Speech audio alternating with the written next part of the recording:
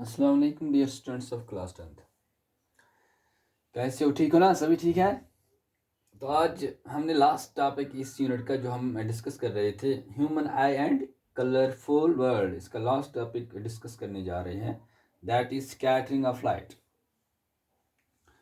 Scattering of light, इससे पहले हमने क्या पढ़ा था आपको पता ही होगा, डिस्पर्शन ऑफ लाइट। और बाद हमने क्या पढ़ा था? डिस्पर्शन ऑफ लाइट, और याद है ना?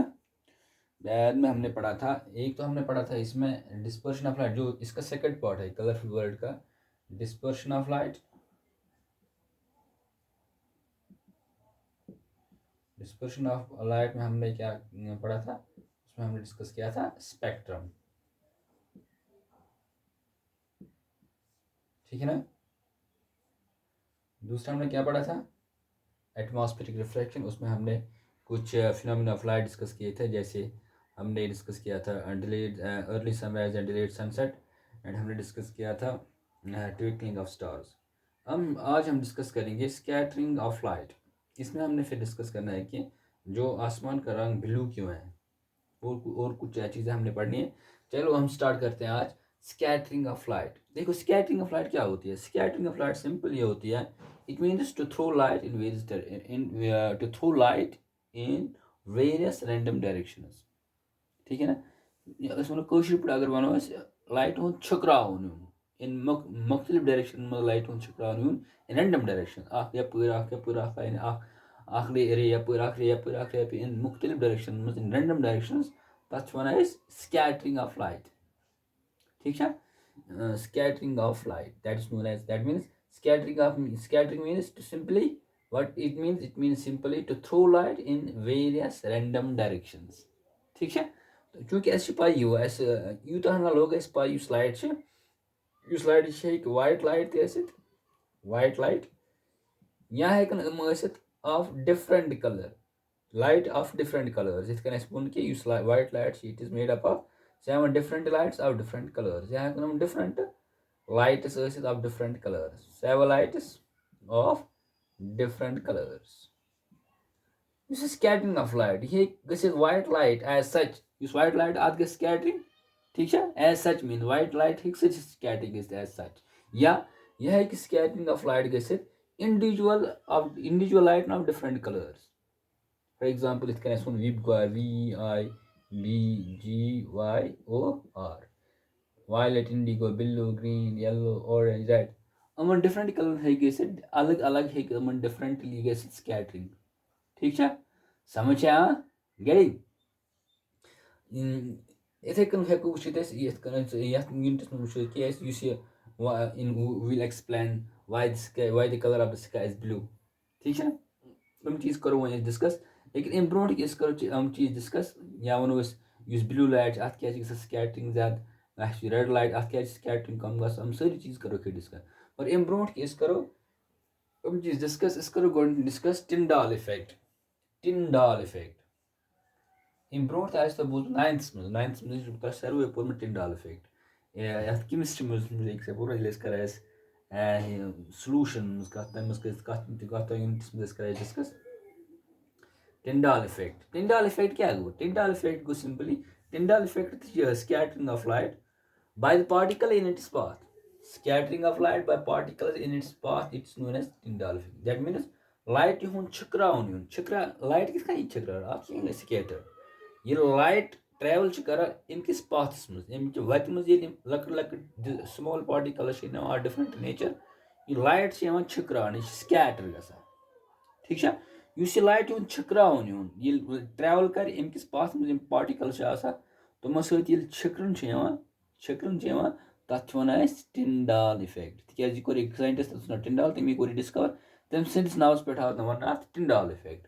फॉर एग्जाम्पल तुम वुचमुत अगर कुन जाए वो ना ये अगर कुन ब्रोट मकान तम दार तम शीश कंप्लीट लगित कह सिर्फ पे शीश लगित रोशनदार अगर कुछ सात अकिस कमरस कुछ सात सारे दार दित अत कमरस मज ज्यादा अंगुट पता अगर दर कुन जाए बंद अत दार कुन जाए जद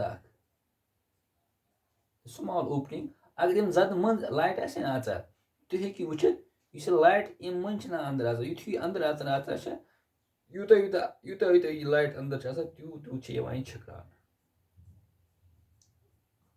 त्यू छ यह जाय यह जदस निश लाइट अंदर रोज यूता यूता लाइट ब्रोट पका त्यू त्यू छ गसा ये खुल खुल या ब्या वो आज आज सारी वुचान लाइट गाड़ हज लाइट अगर तुम चीज वो गाड़ लाइट त्रावान अगर तुम गाड़ पत कन बिहित अगर लाइट त्रो नजर यीता यीता लाइट ब्रोट पका तीच लाइट छिकरन एक्सपैंड गसान तुम हेकियो वुचित ये लाइट छिकरन ठीक है अम सुंद छिकरन यह क्या छिकरन तिकाज लाइट ट्रेवल कर डिफरेंट पार्टिकल डस्ट पार्टिकल्स या बाकी पार्टिकल तम क्या कर लाइट कम तम छिकरावान इन रैंडम डायरेक्शंस यथ वन क्या scattering of light and it's also known as Tyndall effect getting समझ इथे कन तो पोर्मुत इन 9th में पढ़ा अगर कोलाइडल सॉल्यूशन कोलाइडल सॉल्यूशन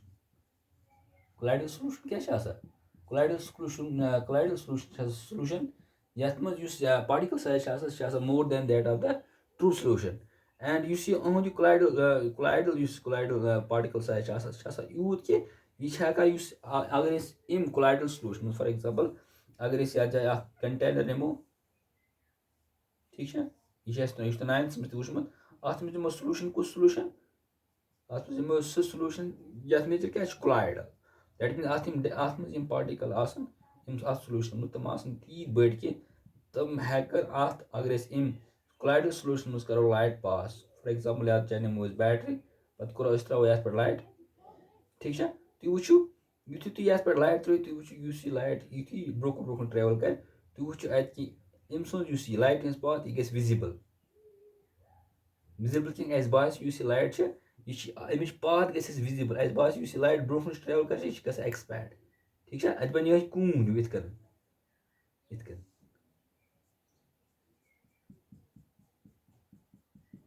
अत क्या गई अत गई स्कैटरिंग तिकाज अत मज ये कोलाइडल सॉल्यूशन मज पार्टिकल्स तिहुंद साइज यूत कि तुम हेको क्या कर लाइट अमस ट्रेवल कर तुम हेकि लाइट क्या कर scatter as a result path of the light गई विजिबल ठीक है तवे वन स्कैटरिंग ऑफ लाइट क्या scattering light part it is the scattering Tyndall effect क्या इफेक्ट ये scattering of light by the particles of the colloidal solution is also known as Tyndall effect. Tyndall effect. Tyndall effect है कि अगर तो dense canopy forest dense forest dense canopy कुछ साथ या वो ये पीर मज कुछ अगर सड़क वो इतन फ्रस पता कुछ सात चूंकि फ्रस गन कुछ जाए फ्रस पन तुलम ओपनिंग कुछ जाए जाए लाइट अंदर सब लाइट तुम वो अत जाए कुछ सात कून हूँ बनामुत लाइट हूँ कून हूँ बनामुत यह कुछ सात यूत गत ये लाइट ईज छिकरान मज इंसान वुचित कि लाइट हूँ छिकरान it is also because of the particles suspended in the air which results in the scattering of light which is coming through this small opening of the dense canopy ठीक है अत one क्या Tyndall effect getting समझ इथे कन वो ओतर ब्या चीज यह कि मगर स्कैटरिंग ऑफ लाइट चीज scattering of light it depends upon the particle size of the suspended in the solution या in the air यथ मज वो या जाए वो it depend solution for example कर कह कमिच कोलाइडल सॉल्यूशन अत मज अगर ट्रू सॉल्यूशन फॉर एग्जांपल या अगर सॉल्यूशन निमो कुछ ये गई कोलाइडल अगर सॉल्यूशन निमो true solution for example sugar in water that is the true solution अगर तथ मज लाइट त्रो तक स्कैटरिंग ऑफ लाइट कहीं तथ हेको वो कि visible path of light that is not visible because it does not occur the scattering of light getting समझ वो दैट तत पार्टिकल्स मगर तिहद पार्टिकल साइज यूत कम कि तुम लाइट स्कैटर कर तेल वनो कि scattering of light it depends upon the particle suspended particles in solution or in the air getting ब्या चीज वो स्पेक्ट्रम में वो कि अत मज प्रिडोमिनेंट लाइट तुम ब्लू बे रेड प्रिडोमिनेंट लाइट कम ब्लू तो रेड ठीक है in 1859 Tyndall ये कर actually explain कि यस ये sky sky ये क्या blue, why the sky is blue color of sky कर explain blue color of sky कर अथ असलास मज अथ experiments to explain this blue color of the sky यम वुच कि युस हसा blue color blue color कत मज white light मज अगर ये करो pass through the solution या through some through the air containing the suspended particles at you scattering of light सह blue color ज्यादा रेड कलर तो इसका दोन कलर हज कत कर रेड कलर तो ब्लू कलर यम वो रेड कलर यह कम scatter while in case of blue color it is scattered more. In fact blue color यह 10 times more scattered 10 times more scattered than that of the red light 10 times more scattered than that of the red. समझ getting अस वो रात ब्या चीज red तो blue red colour तो blue colour अस वो वीप गोयर बनोस इन केस ऑफ स्पेक्ट्रम अतम रेड अम colours in the order of decreasing wavelength red colour highest wavelength violet least wavelength smallest wavelength युथ बोन खसो ना हूर वेव लेंथ बढ़ा युथ सिर बोन वेव लेंथ कम रेड सारे खुद ज्यादा वेव लेंथ वायलेट सारे खुद कम ब्लू अगर रेड ब्लू कत करो रेड सारे खुद ज्यादा ब्लू रेड नश कम ठीक है in fact wavelength blue that is half of that of the red colour getting blue colours क्या ब्लू कलर्स क्या स्कैटरिंग ज्यादा ब्लू कलर्स क्या इन कोर एक्सप्लेन कि ब्लू कलर चूंकि अत वेव लेंथ अत लकट that is comparable to that of the size particle size of the suspended particles in air या in solution. Because of this comparable particle size and the wavelength of the blue solution अत scattering ज्यादा कत blue colors समझ यीथान याद थी कि टिंडालन वो कि ब्लू कलर अत स्कैटरिंग ज्यादा रेड कलर स्कैटरिंग कम गेटिंग ब्लू कलर क्या स्कैटरिंग अमिच wavelength comparable to that of the particle size of the suspended particles in air या in solution. That's why the blue color undergoes more scattering than that of the red. कोई scattering of light it depends upon the particle size of the suspended particles in solution या in the air.